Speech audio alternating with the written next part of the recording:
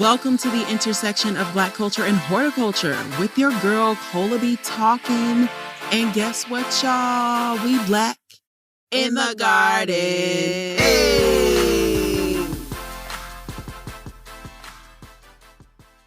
Hey, what's up, y'all? Guess what? We are back on Black in the Garden. It's your hostess with the mostest, Colah B Tawkin, and I'm very thrilled to be back. It has been a longer than expected break. It just took me some time to figure out how to get my bearings and come back. I'm still getting my bearings. We'll get to that. We will get to that. I feel like mostly all of us are in some way getting our bearings, but shout out to us all for persevering. And that's one thing that I'm going to continue to do. And so, hello. Where do we begin? Like, it's November, right? We're about to celebrate the 1-year anniversary of Black in the Garden. This is an interesting time of the year for a gardener because it really depends on where you are zone-wise, and that determines what's happening with you. Like, some of you are still harvesting peppers. Some of y'all still harvesting like everything. You know what I mean? I mean, global warming is still a thing. Remember that? So it's still, warm in some places and harvests are still happening. Some of us are getting ready to tidy up our gardening spaces and figure out how we're going to get that situated for next year, ordering seeds, some of us, all that good stuff. I got a connection for all of those things. I'm very excited to announce that on next week's episode, we are going to get into a new segment where we're going to talk with our friend to the show, Dr. Haley, in a segment series, if you will, on how we can get our gardens prepared for the fall and the winter, mostly winter. I thought it out a bit. I decided, hey, there is something that you can do to add more value to your listeners. We love a good interview, right? I mean, obviously, you're tuned in. You're about to get a good one on today because we have Lucrecer, our beloved Soil Sista, who is also Soul Sista Plants. Try to say that a few times fast. That's the position that I'm in. But this interview is going to be amazing on this episode. You can take my word for it. Like, I'm very confident about that. Obviously, the opener, the premiere, yes, it's going to be incredible, amazing, lit, all of that good stuff. You will be inspired. Get your bags prepared to catch up these gems. Also, speaking of segments, let's just catch up on what's new.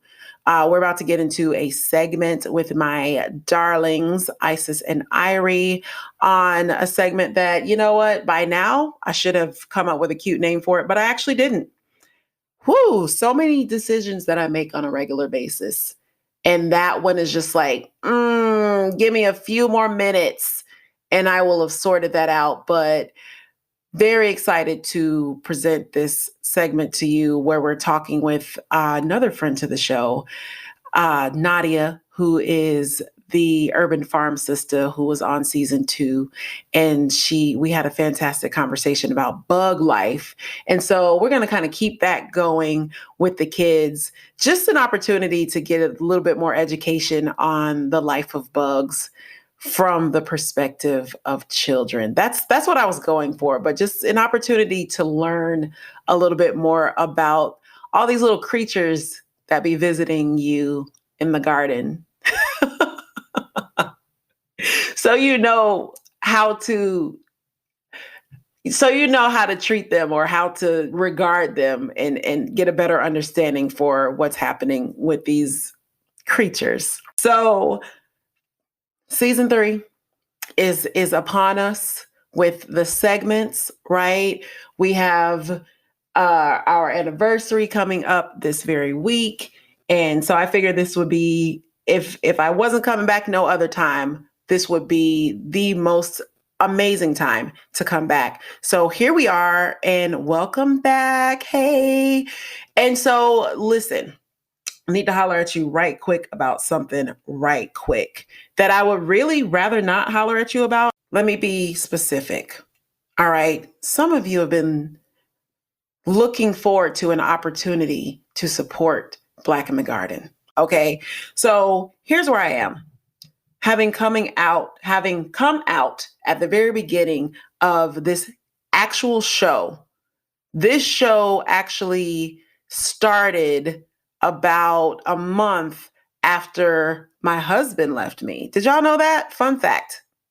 Actually not fun. But here I am persevering, you know what I'm saying? Because that is what women do. Newly single mom, didn't really have shit to my name, just being left in a situation like that. And I did reference that on 2 of the interviews that I've done in the interim between season 2 and season 3. So if you've been keeping up, then this is not new information for you.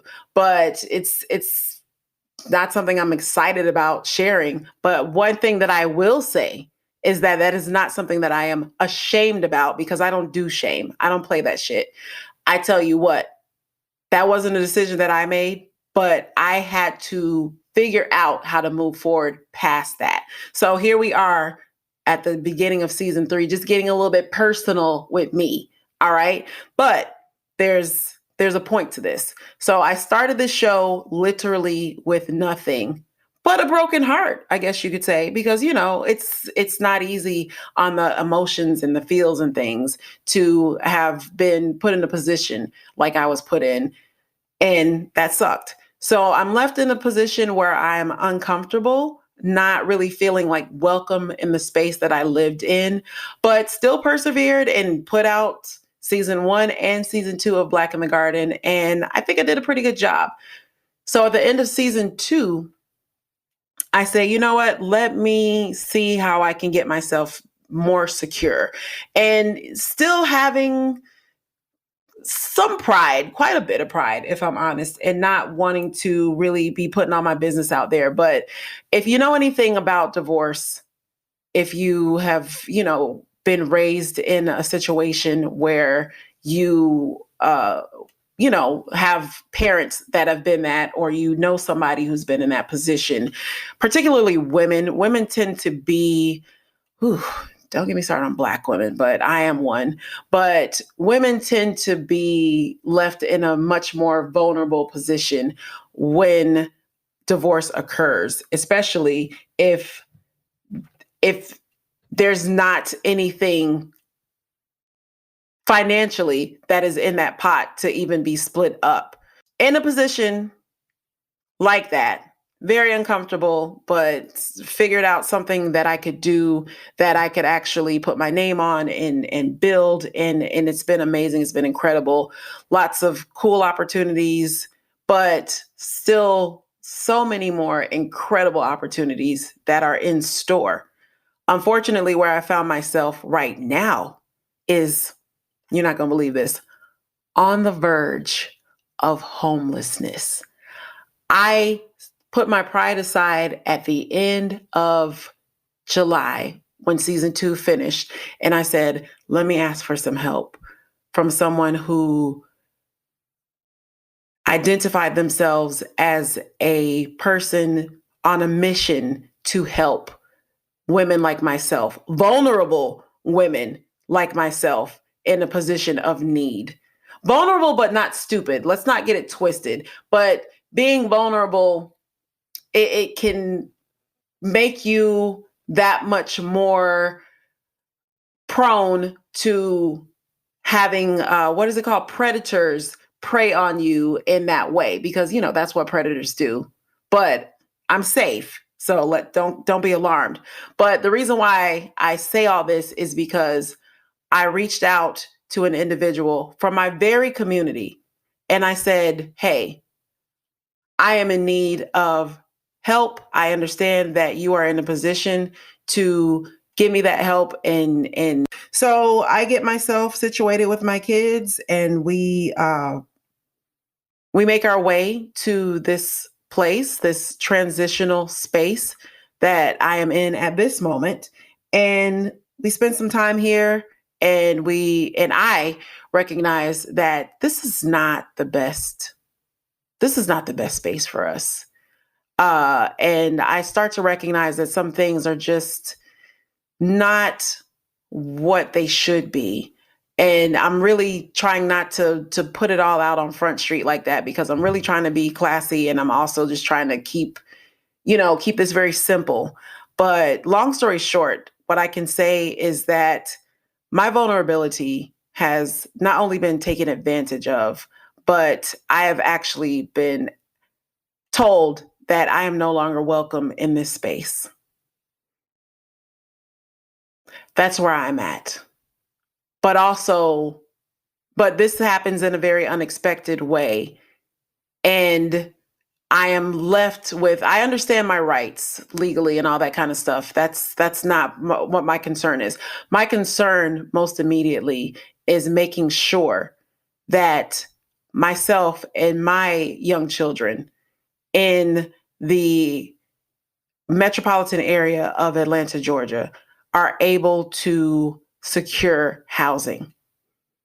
Money is not the issue for me. It is access, because access is something that vulnerable women with children struggle with. I found myself in a position where I have trusted someone to assist me in that position, and I have been just straight up scammed. And I am very frustrated about that, because it couldn't have happened at a more inopportune time. But one thing that I am setting aside once again is my pride. And I'm saying, hey, I am in need of access to a space where I can live, where I can pay my rent and handle my business and keep the show going. And my vulnerability, my barrier to access, has everything to do with a situation, a marriage that I was in that I am no longer in. Things are clearing up for me. Things are improving. I am good with handling my business. But in this moment, if you have been looking for an opportunity to support what is happening here, you should be able to tell that this show is going to really amazing places and heights and all that good stuff. And it will continue, period, no matter what. But where I'm at this very moment, in kind of breaking this code of privacy, I'm using air quotes, and just coming out and saying, look, I need stability. I cannot say that I have that right now. I have built this show from nothing with nothing. And I don't mean nothing like in the most literal sense, obviously, having hope and inspiration and all that good stuff. Absolutely all of that. But when it comes to resources and financial means, didn't really have a lot of those, but still somehow figured out how to pull all this together. So if I could do all of that with the most limited resources and get to the point where we are currently at, then just imagine how much I can accomplish with that stability that I deserve. We all deserve stability. And if you are in a position, like I said, in Atlanta, Georgia, or knowing someone in Atlanta, Georgia that could be of immediate assistance to assist me in stabilizing in the way that I deserve to be stable, then please email me blackinthegarden@gmail.com. I hope that you do not take my transparency for granted. This is a huge deal for me to say everything that I just said and to disclose the things that I have disclosed to you. But we soil cousins, are we not? So, fam, holler at me and let me know what all we can accomplish together to make sure that this show goes on and I am stable. The interviews, I've been interviewing since August. But, that's just a little bit of housekeeping. It's all good. It's still incredible, amazing content that is to come. And like I said, we got some new segments. We got the kids in here. We got Lucrecer coming up on this very episode, and I just could not wait to get back on here and get back rolling with this. And I hate that I had to bring this unfortunate news, but hey, this is where I'm at right now. And I know some of the greats, some of your faves have literally been homeless. And I'm just really trying to get my feet on the stable ground so that I can really soar in the way that I've been preparing myself to do. I'm ready. And your opportunity is there. Like I said, email me at blackinthegarden@gmail.com. You can also support in any way with the Patreon. That is still an option with the exclusive content, video content of most of these interviews, extended interviews as well. So that is patreon.com/blackinthegarden. And if you can't do anything else, share. Just share. It only takes you a few moments or seconds even to share this. Leave a review on Apple. Do all the things. Push all the buttons. Check the show notes. And shout out to you for rocking with me this long if you've been with me since the beginning. Started from the bottom, now we here, but we still we got a little bit of ways to go. So I appreciate you all, and I hope that you love this interview and this episode as much as I do. And I will see you on the other end. Guess what? We're back in the garden. Hey.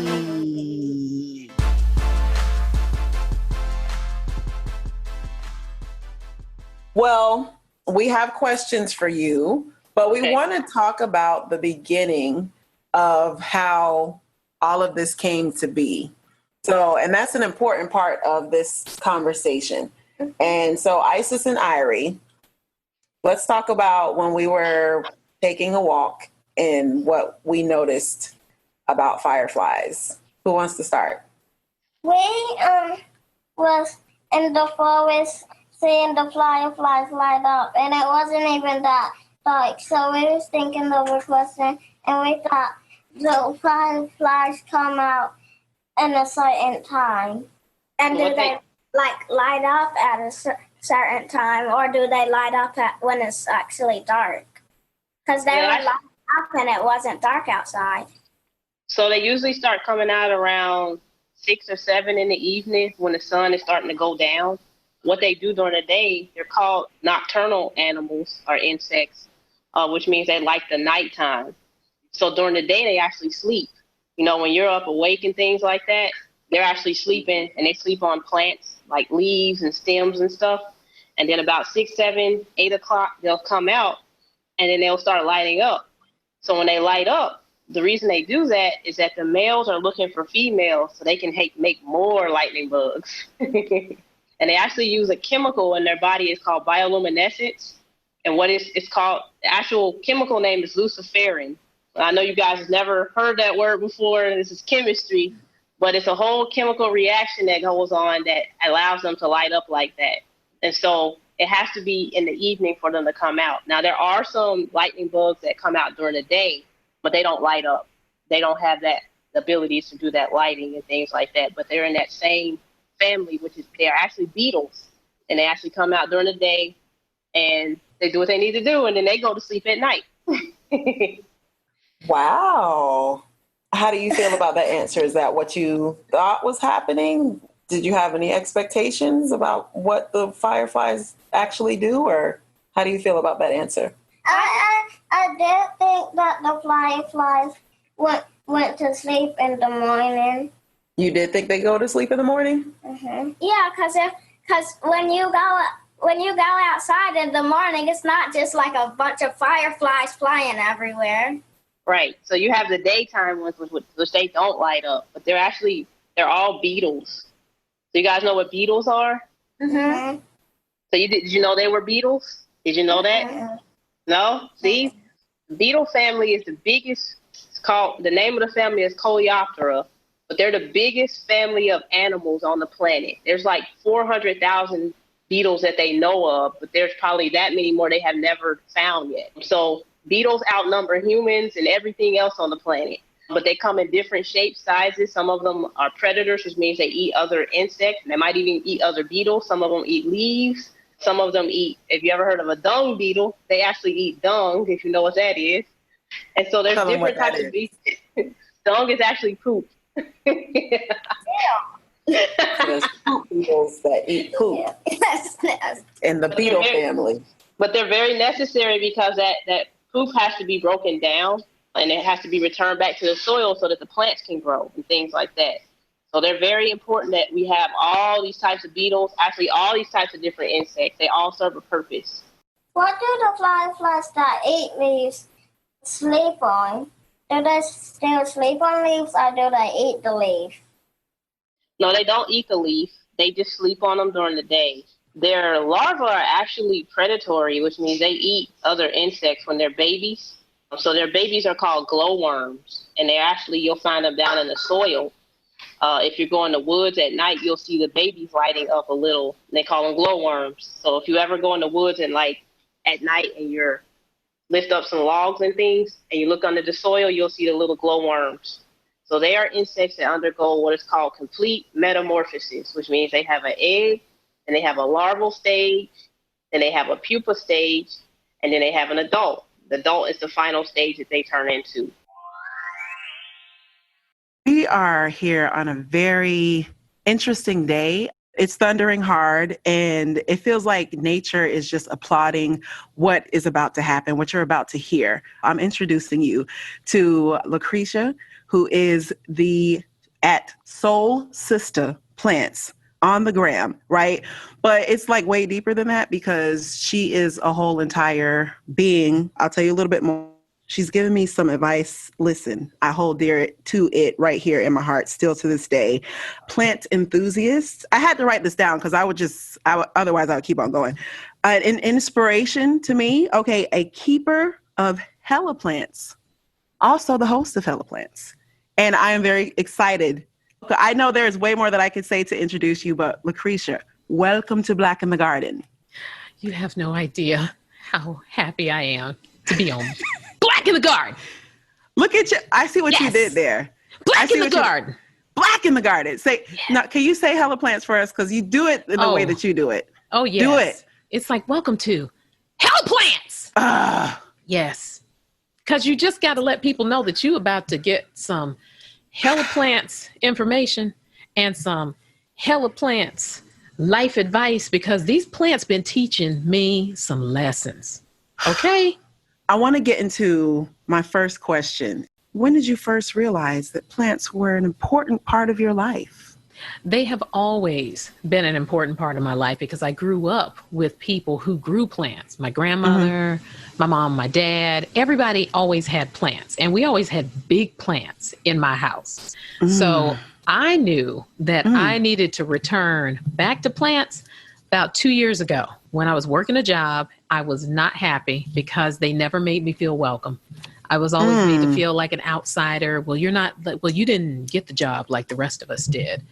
I said, well, how lucky for you that you had to test to get into the job, because y'all couldn't find somebody who can do everything that I can do. Y'all came and found me. I didn't come looking for you. I said, let's just remember that, okay? Y'all came to find me. I didn't come looking for you. And so sometimes you got to remind people of who the fuck you are so that they understand that you know who you are. Say that one more time for the people in the back. Sometimes you got to let a motherfucker know. You got to let them know who you are so you can remember who you are. Sometimes you got to let them know.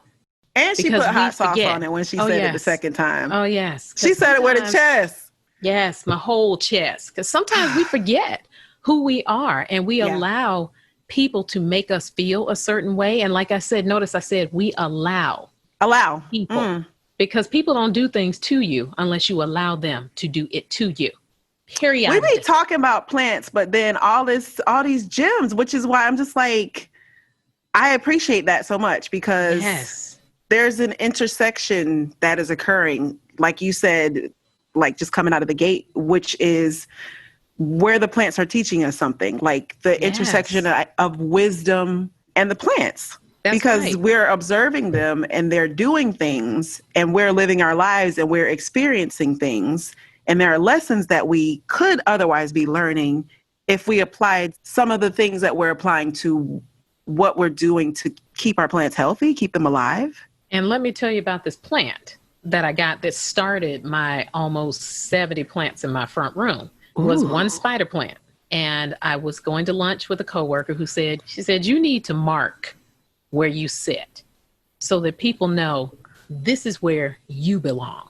So we went to lunch and she said, oh, I know a plant shop we should stop at. She said, there's this older Black gentleman who owns this. Would have never seen this plant shop. I've walked past it multiple times and go in and I tell him, I said, I'm looking for something for my desk.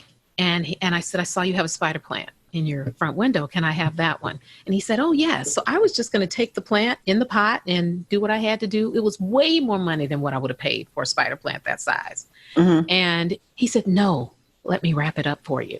He wrapped it in tissue paper, put it in a bag. It was the most beautiful presentation. So I just allowed myself to receive what he was giving to me. And in addition to that, I bought some flowers because I love flowers. And I took that plant, put it at the desk, and it was nice having a piece of inside with me. Oh, yes, it is. But 2-3 weeks into having the plant there, the plant was going gray. And I'm like, gray.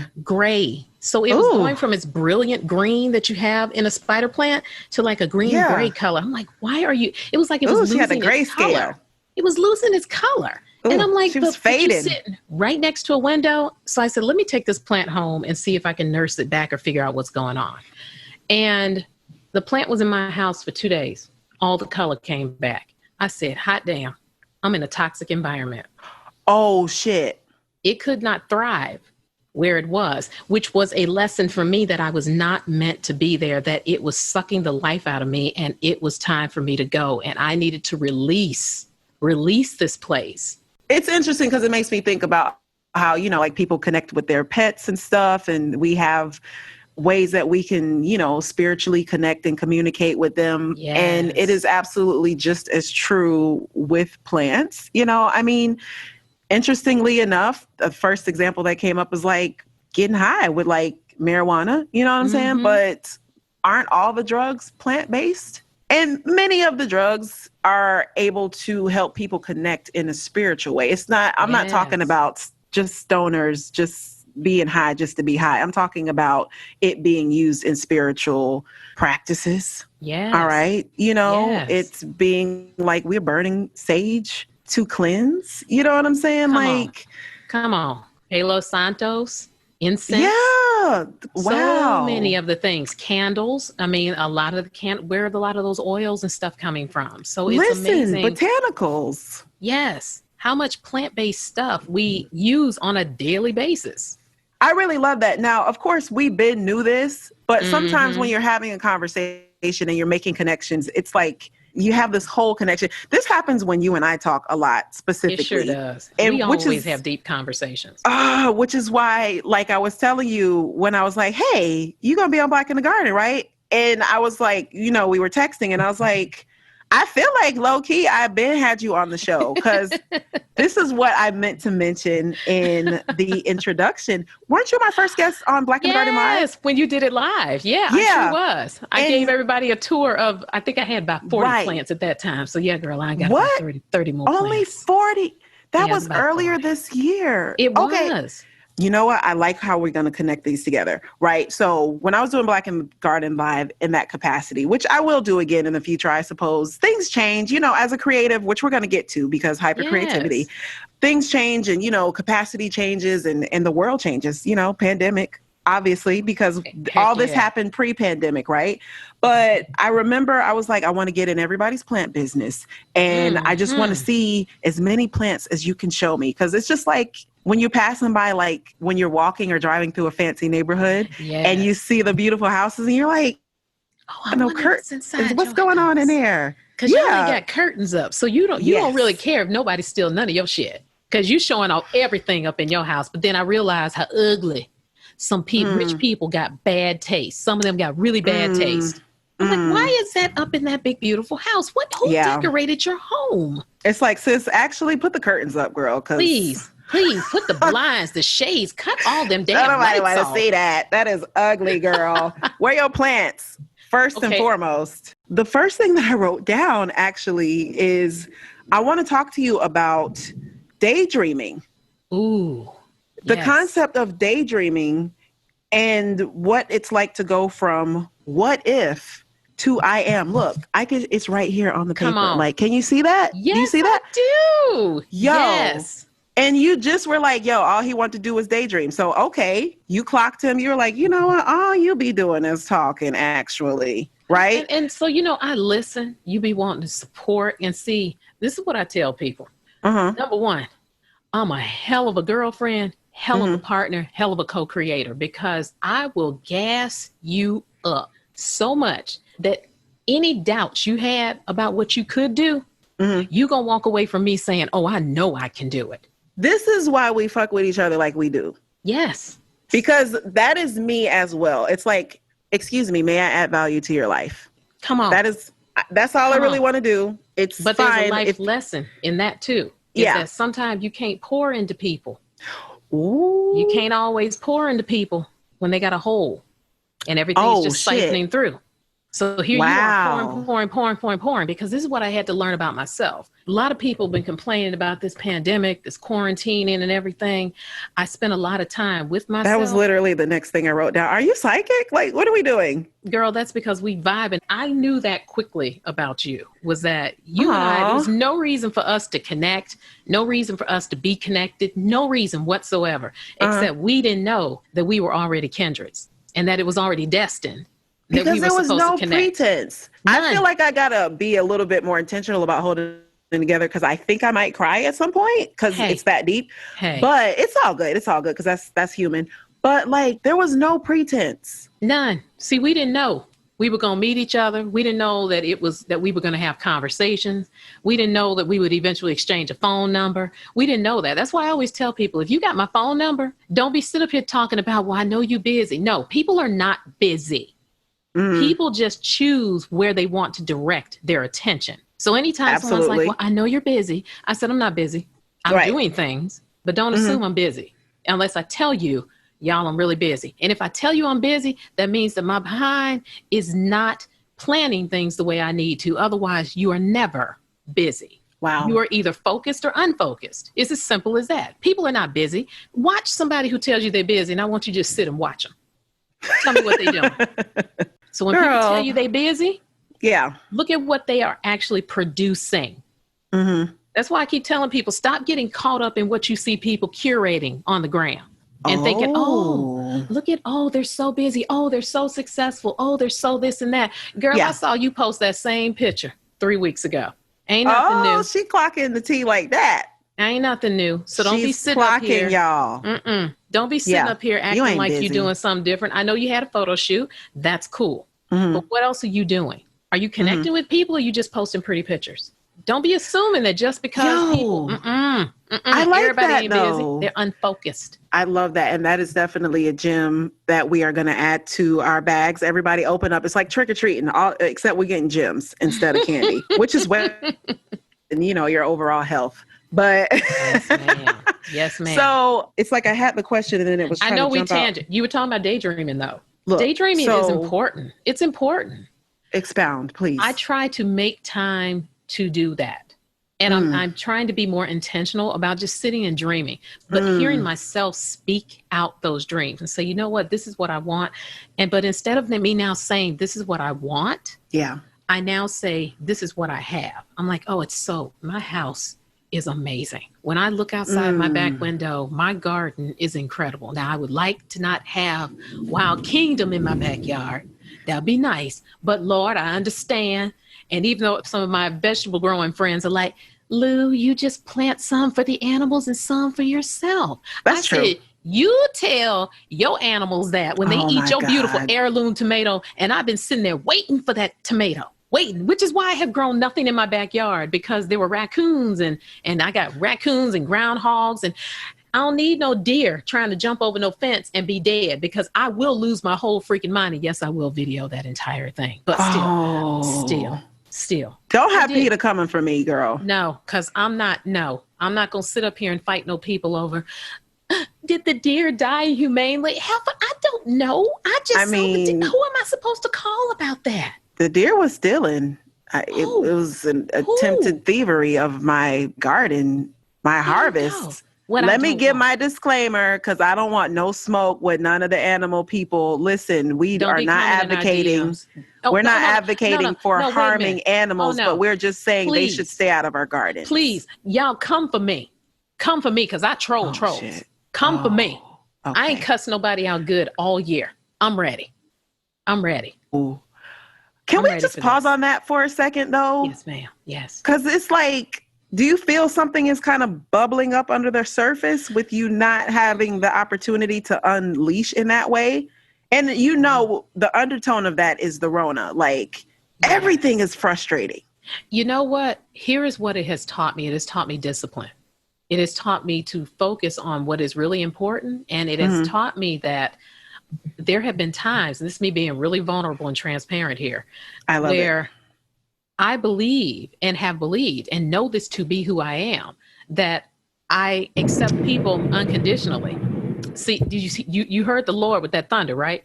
There was lightning. Yeah, so you heard him come with that, because he like, all right, girl, intense. I receive that. I'm like, are we at Hogwarts? What is going on? Right?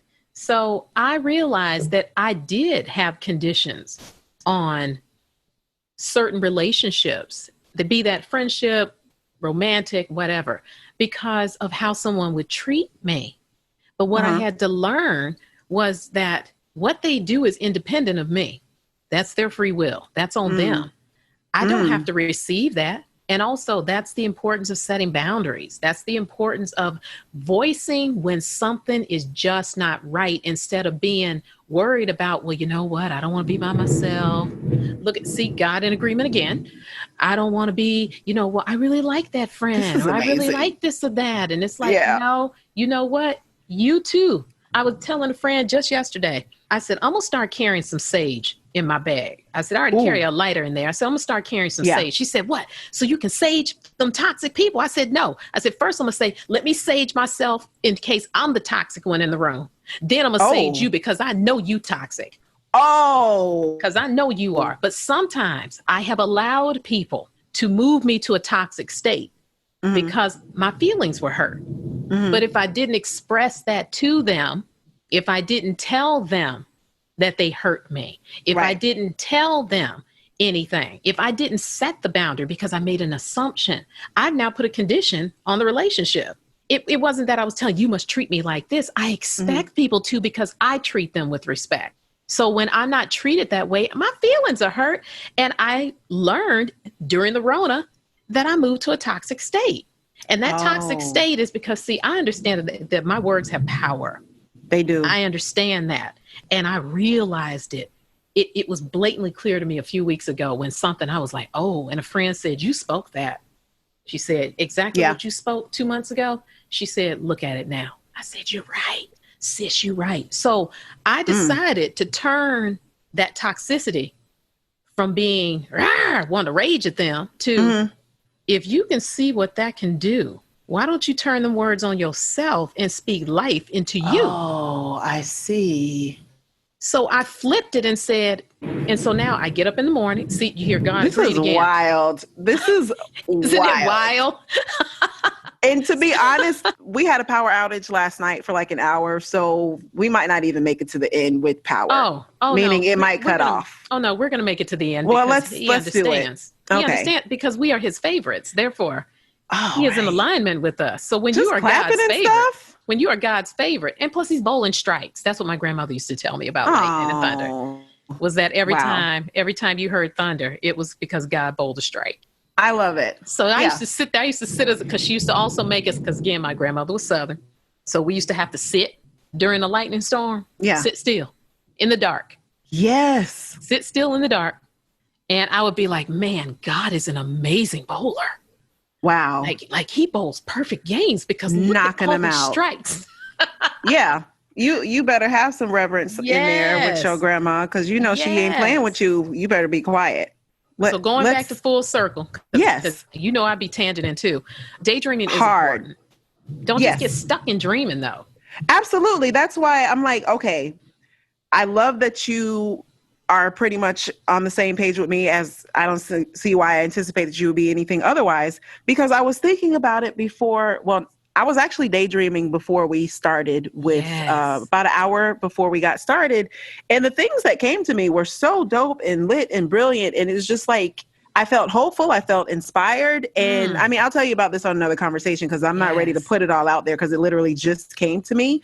But it's like, you got to protect them seeds, girl. When you got the seeds and they're just starting to flourish, you can't put everything out there. It's like providence and serendipity, which are words that I came into this year with, feeling them real strong and everything. I am always open to serendipity. Basically, I'm saying that when we are daydreaming, we are downloading information into our spirits. Yes, we are. Which is such a powerful thing, because growing up and, you know, just being younger and considering daydreaming in general, it's like that's some lazy people type of stuff, or that's some dreamer type of stuff.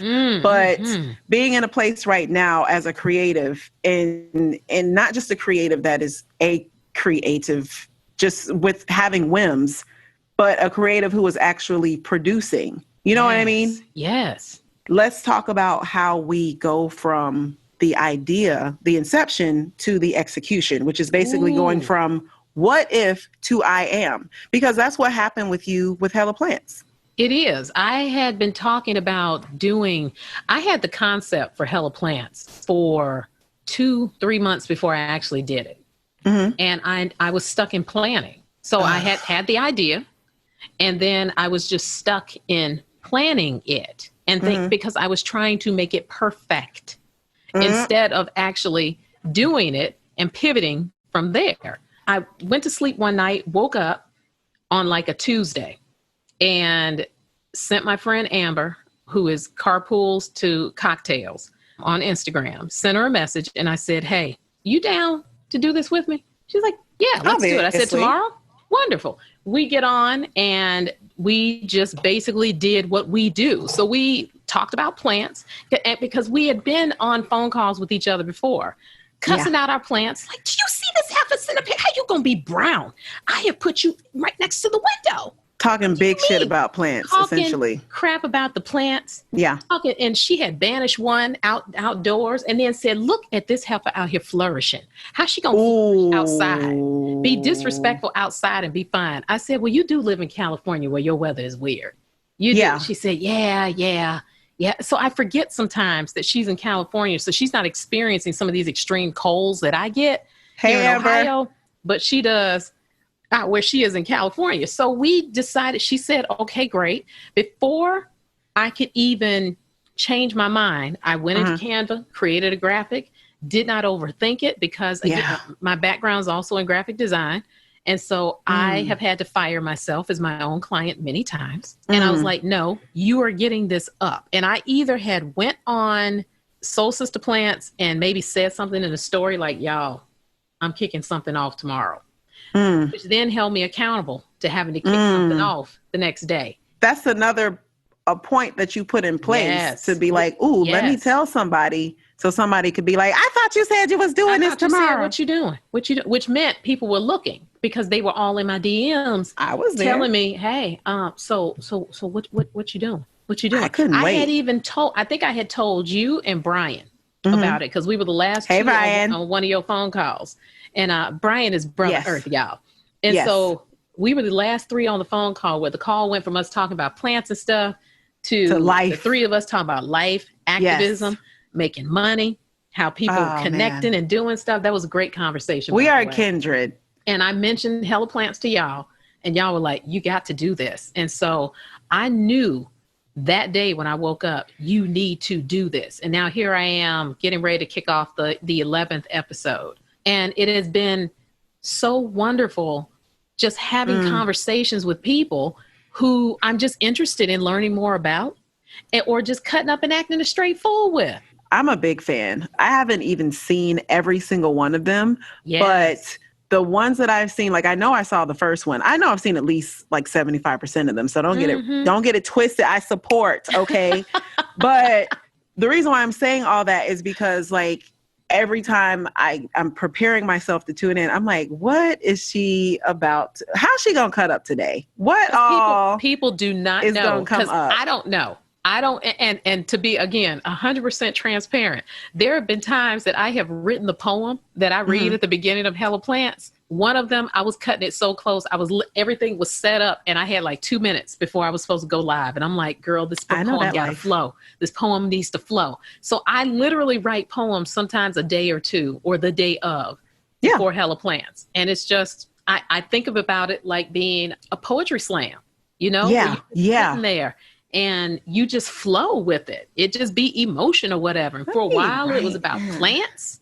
Yeah. Sometimes it'd be about men, camouflage just plants. And sometimes it'd be about a plant, and I camouflage it as being about a man. But as I told people, because I had people come into DMs after Hella Plants and be like, who was that poem about? Oh. I was like, sometimes I write poems for my friends, and they messed up trashy relationships. I said, sometimes it ain't always about you. I said, but I can channel that energy and sit up there and say, what do I want to talk about today? You're like Diane Warren. You're just giving us ballads about our trash ass relationships. There's only one time, and that was when I had Rob the Planner on, that I wrote about Rob's hair, because I was going to do everything I could to beg this man to be on Hella Plants. And I remember the first time I reached out to him, he was like, I'm really camera shy. I said, lies. That do be happening. Lies. It was a lie? Lies, Rob. I said, Rob, lies. I see your videos. What you mean? I said, where? Where are you shy? Where? How you camera shy and you make videos, Rob? What's the tea? His videos be so good. And so I wrote an ode to Rob's hair for his poem. Okay. And he was like, wait, about my hair? I said, yes. I wrote an ode to Rob's fro. Yes, I did. Planter Rob. Yes. I'm with you. That fro was legendary. My brain shorted out for like about 15 seconds because I was like, wait. Okay, boom. I'm with you. Yes. Hey, Rob. Yes. So many names have come up, so I have to take a beat to be like, hey, y'all.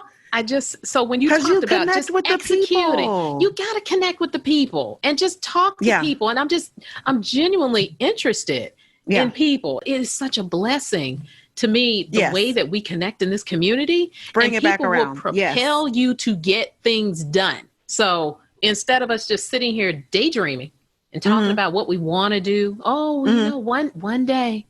Well, one day when is now. Because it's really now. If you do not execute on that idea, on that daydream, I guarantee you somebody will execute on it. Yeah. And then they will do a shitty job. And then you will be mad at yourself and say, I could have done so much better. Well, let's give grace and say perhaps they won't do a totally shitty job, but they would do it in a way where you're like, man, I was going to do it like such and such or whatever. But what advice would you give to somebody in that position where they're like, do it and put your stank on it. Still do it. Because that's a scarcity mindset, is to say, well, I would have did it better. And yes, maybe they did do a really shitty job, but you know what they did do? They executed. They executed. Like they sat and you were stuck in planning or continuing to daydream, not realizing that at some point you got to wake up. We can't stay in a state of always dreaming. And that's why I tell people, don't be mad because somebody went and did your idea. And I'm finger quoting for the podcast listeners. Just because somebody else went and did it, don't be mad at them. Don't talk crap about them. Congratulate them, lift them up because that's good energy. And then go and do your own thing. Y'all, the pie is not 8 pieces. It's not finite. Unlimited. It's unlimited. There is enough pie. There are enough ideas. There's enough everything out there for everybody. I love a good pie too. I'm like, just execute. Don't sit and always be stuck in planning mode. Yeah. Where you're planning. My first podcast, planned it for a year. I was invited to speak at a podcasting conference and I had no podcast. I was kicking off the conference and had no podcast. So here comes one of the organizers of the conference and says, hey, my co-founder wants to hear your show. And I said, oh, I'm still planning it and everything. He was like, oh, I thought you had launched. I launched a podcast in 3 days. Well, you knew that 3 was days. necessary at that point. And walked my behind to that conference 2 weeks later with 5 full episodes. Because I launched with 3 episodes and then went live with 2 more before the show. But I knew at that point that I was either, you want to talk about lighting a fire under your behind? I was like, how are you going to show up to a podcasting conference with no podcast? How are you going to do that? So I said, oh no. You can't finesse that. You can't finesse that. Because what is the first question everybody asks you? What's the name of your podcast? What's the name of your show? What's your show about? And you're like, it's an idea. So you pull out a notebook. Still, planning and everything. Yeah, we're still in the planning stages. Because I was stuck in trying to make it perfect instead of just launching. Sometimes some of y'all out there need to just launch and pivot after you launch. It doesn't have to be perfect. It just needs to be done. Listen, I challenge y'all with that in mind, go back to the first episode of Black in the Garden. And I can't even necessarily tell you I can remember what the title of it is because it's hard as fuck for me to listen to it, y'all. It was my first episode and it was kind of like in the middle of the night. And I took that exact energy that you're talking about where I was like, I got to start this. I'm the voice as far as this goes. I proclaim that, I received that, I accepted that, okay? When I say the voice, I don't mean the only voice. Right. And I say that as I'm looking at you in your face, like, excuse me, ma'am, we would like for Hella Plants to be a podcast. Just, I'm going to set that there. I'm going to let you know that it's going to be. It is. I, as we shared pre-interview, I found a notebook and I already have 10 episodes ready to go. So I just would love to binge those. That would be so great. Thanks. I can block off a Sunday, whatever you need me to do. You want me to guest? I'll be there. Whatever I can do to contribute, I am here for. And that's really, like I said, y'all, it's Hella Plants and Hypercreativity. And for us, it made sense. And I hope that this whole conversation made sense to y'all. Yes. No, we're just like pinging off of each other because we're having this whole thing going on and there's thunder and there's lightning. It's intense, y'all. This is an intense session that we're having. Creativity sparking. Yes. This is all that, some sparks and everything. That's what I hope people getting from this. Right. Some sparks from us.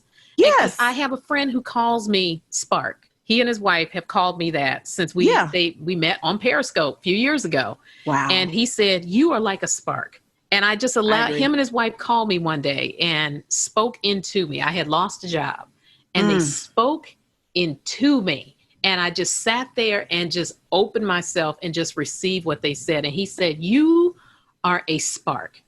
He said, and you cause fires to happen. He said, but your light does not dim. He said, but you allow people to snatch a spark and take that and they can go and build off of that, but they aren't taking from you. But he did also tell me, he said, you got a lot to give. Make sure that you replenish and you refill yourself also. He said, because even in that giving, you don't want that spark to go out. So I never forgot that. And I always make sure that I keep that fire burning. Which is why I have so many different things. I have a lot of pots sitting on the burners doing their thing. Some of them bubbling a little more than others. Yes. Yeah. Some of them bubbling a little more than others. And some of them are, we just putting those in the refrigerator for right now because it's not time for them to be burnt just yet. Right. Yeah. So we're going to let that marinate essentially. Yes, ma'am. Yes. Because every idea, I don't want to half-ass what I'm doing. I shoot for excellence, but I show myself grace in it not having to be perfect. Excellence and perfection are not the same thing. Progress over perfection is what really got me through to the point where I actually published that first episode. I recorded it, but I didn't have to publish it. And in case y'all forgot, because I'm just referring back to the story because it is a literal example of what you're talking about. And we're already on my show. So it's like, y'all, this happened to me. She ain't lying. So when I first hit publish, less than 10 people knew about Black in the Garden when I first hit publish. less than 10 people because it was only a conceptual thing where I had been talking about it. And I had my notebooks and my iPad notepad thingamajig just full of all the notes, which I still have. A lot of that stuff I still haven't even gone back and touched. Yes. Because what? Hypercreativity. Yes. Like there's just so much. Once you got going, it took off. It kind of took a life of its own. I was not ready for the leveling up of the second season. I was not ready. That's so funny. You tell me this all the time. I was not ready. First off, y'all. So she had talked about, I'm going to do some different things and everything. She was so humble. Just going to shake it up. Just going to change up a couple of things. Colah came out with a whole new look, had hired an artist to create custom artwork. And then, so it starts up and I was like, hey, Paula. Did she get some music?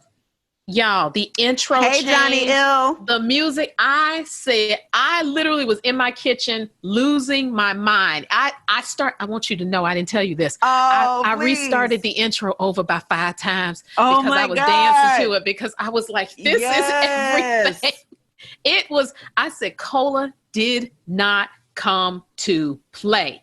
I said, we're going to have us a season 2. Woo!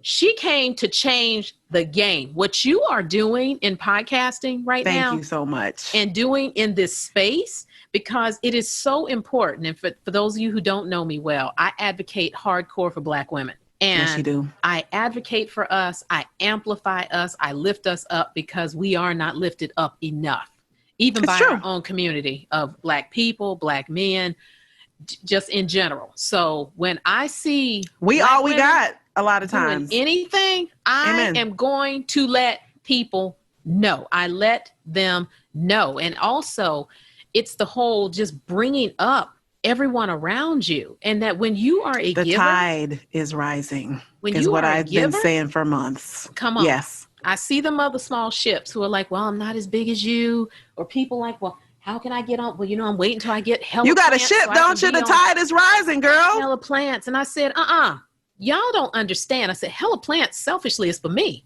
It is what I have always wanted to see. I said, I'm not waiting for somebody in Hollywood to discover me, or New York to discover me. We don't have to do that no more. Or Chicago to discover me. I said, I'll just go ahead and create my own show.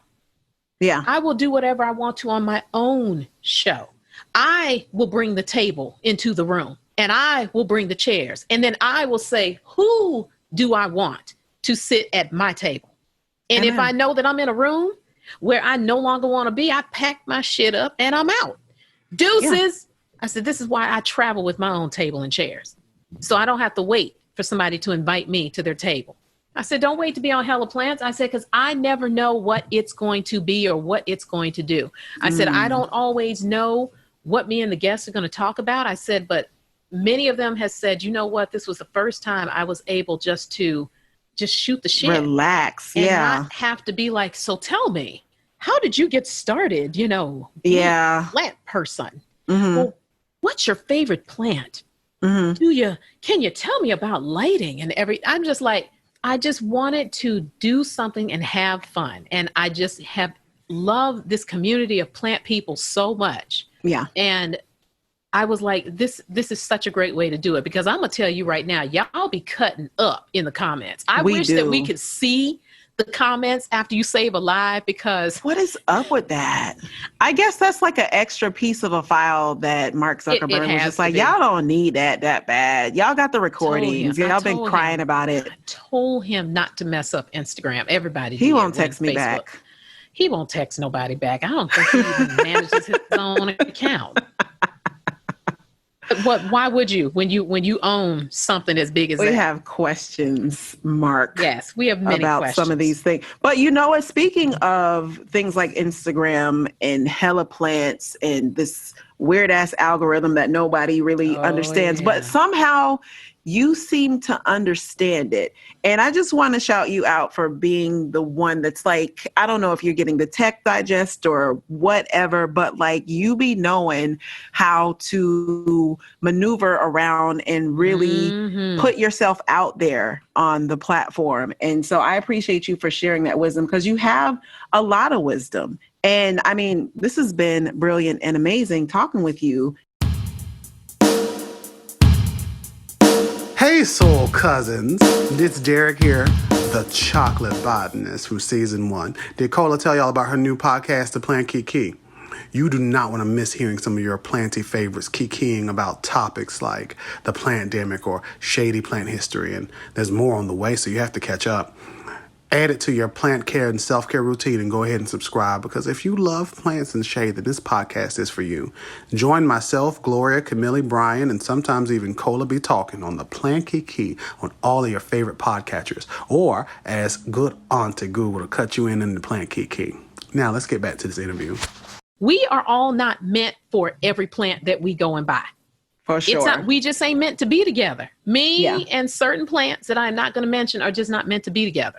It was some kind of reflector. I wrote it down somewhere. It's a plant that looks like it's like related to the Chinese evergreen, and it's got dark green, velvety looking leaves with these spots on it.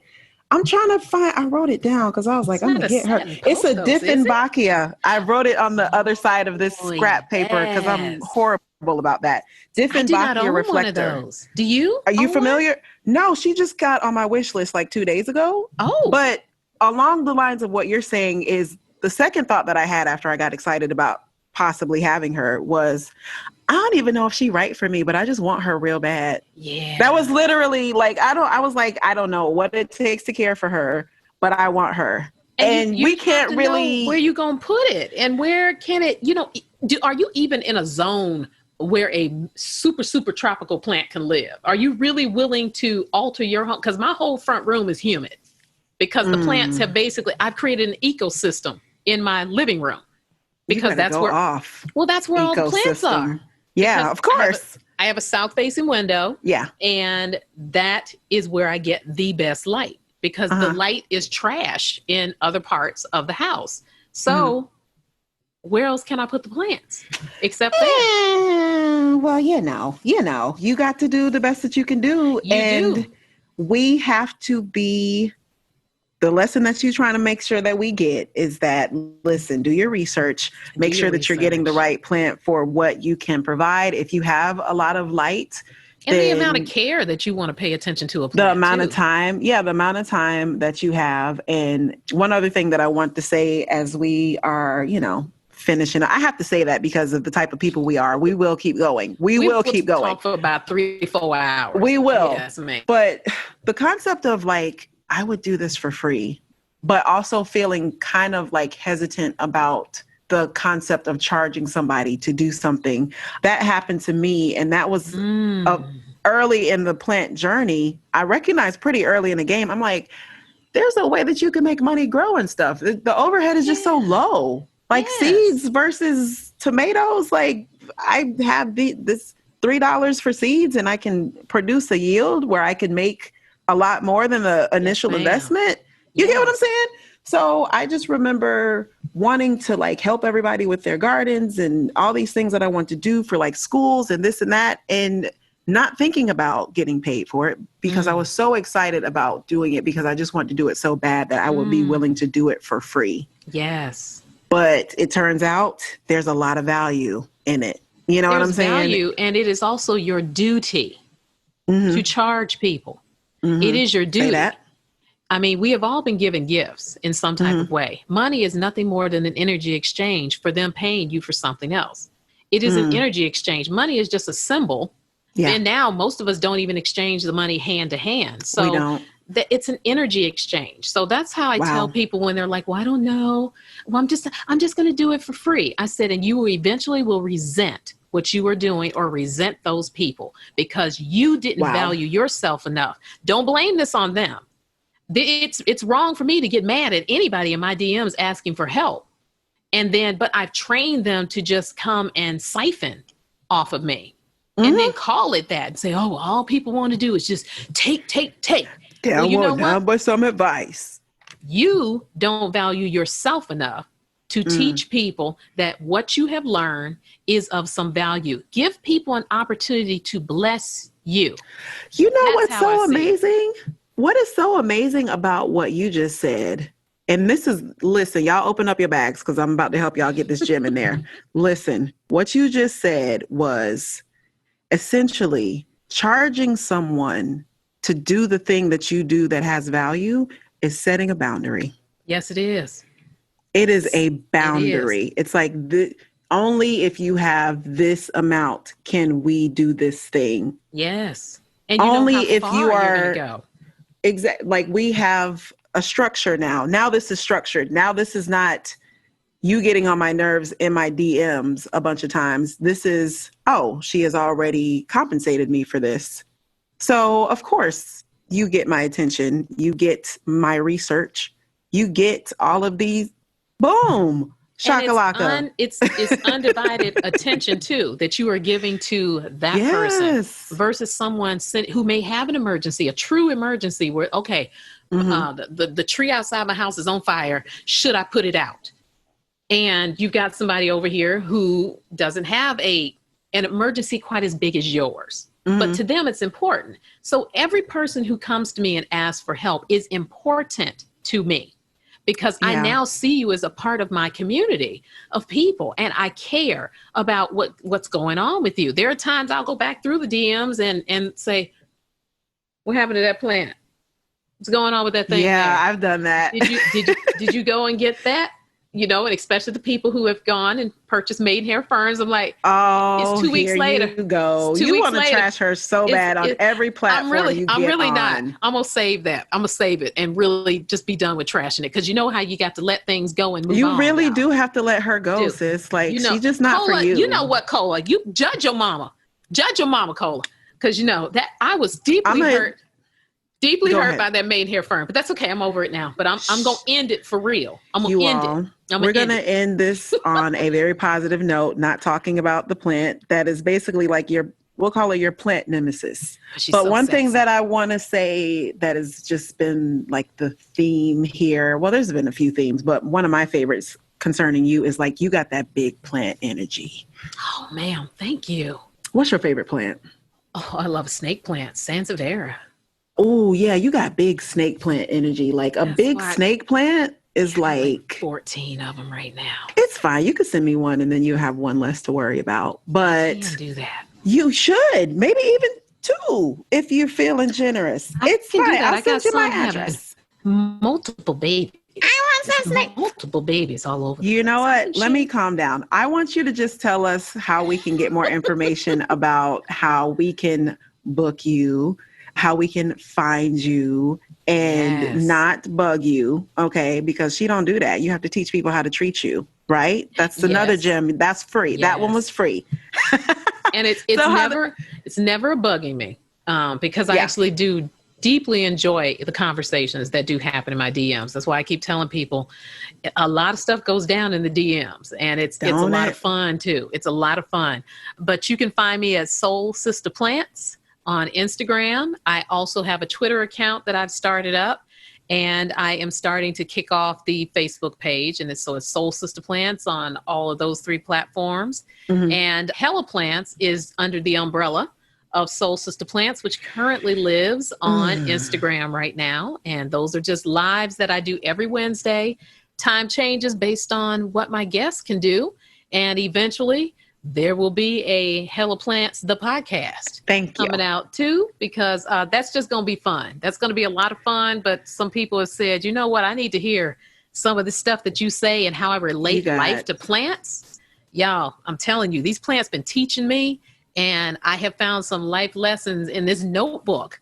And I'm like, I can relate every single one of these to a plant. I appreciate you so much. So of course, you know, that means I'm going to wish you love, light, and soil. Ma'am, same to you. Triple.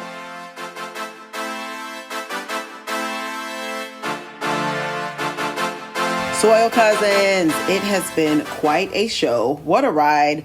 I know we started out with news that was not so favorable, but I do not make room for worry or doubt in my life.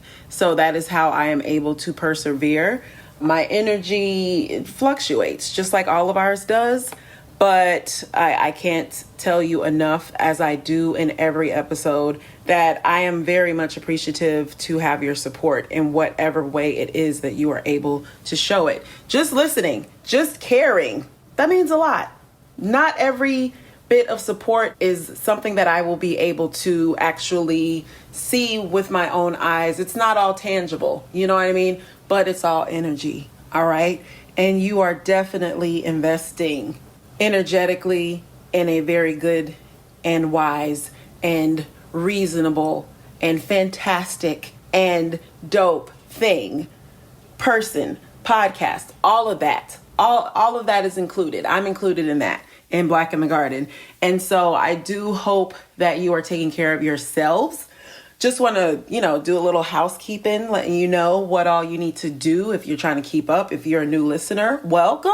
What's up? It is so good to have you. I'm so glad that you tuned in. If you listen to this far, that means you literally heard the whole thing. And so y'all literally my faves.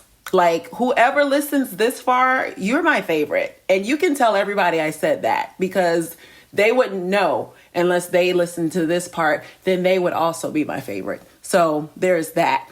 All right. So main source of social media that is like, my marketing force is Instagram. That's a fun time, but Instagram's being weird right now. But either way, you can find me at Black in the Garden on Instagram. You can also find me on Twitter at Black in the Garden. There's no I in N. It's Black, letter N, garden, the garden. You get it. Just, go with it. And also sow a seed of support by becoming a patron, getting access to exclusive content, extended video interviews, or just extended interviews, period, and anything else that comes up. There's a lot that's going to be happening there coming up with this season, as I've been a lot more intentional about tending to that and making sure that the patrons get all the fancy fly exclusive things. So that's patreon.com/Black in the Garden. And listen, your support does a lot to maintain the show. If you heard the beginning, your girl is going through some things, and all of this combined goes towards helping me to sustain this show while I'm sustaining all the bullshit. Like, y'all, it's a lot, but I'm doing my best.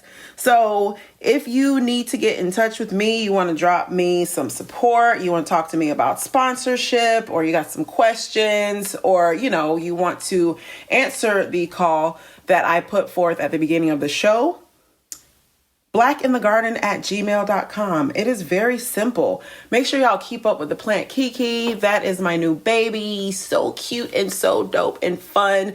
We just interviewed, well, it wasn't an interview. We kikied. We don't do interviews on the Kiki. We kiki on the Plant Kiki, but you gotta know to know. All right. So follow the Plant Kiki on Instagram and Twitter. Subscribe on this very same platform that you're listening on now. Go find the Plant Kiki. Subscribe. Tell your friends. Share it. And keep up with the Compost Society.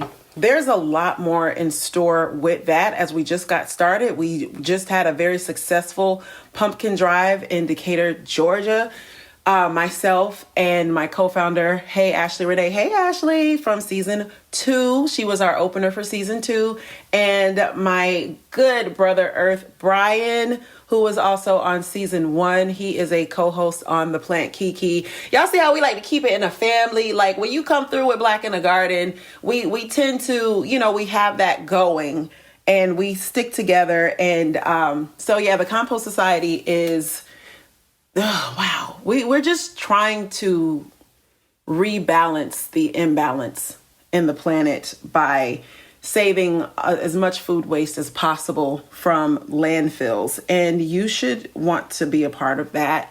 You should be composting. It's one small thing that you can do to, try to fight back against the soon to be former Captain Comeover and his band of miscreants, whatever. I don't know. We're not going to end it on that note. We are ending on a very happy and positive note. Season 3 has begun. It is upon us. I am high key very excited about everything that is getting ready to come up on this season.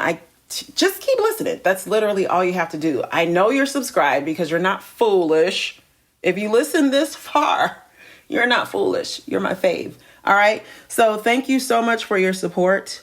And what else can you do?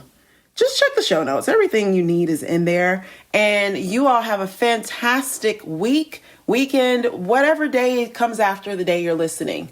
All right. Love, light, and soil.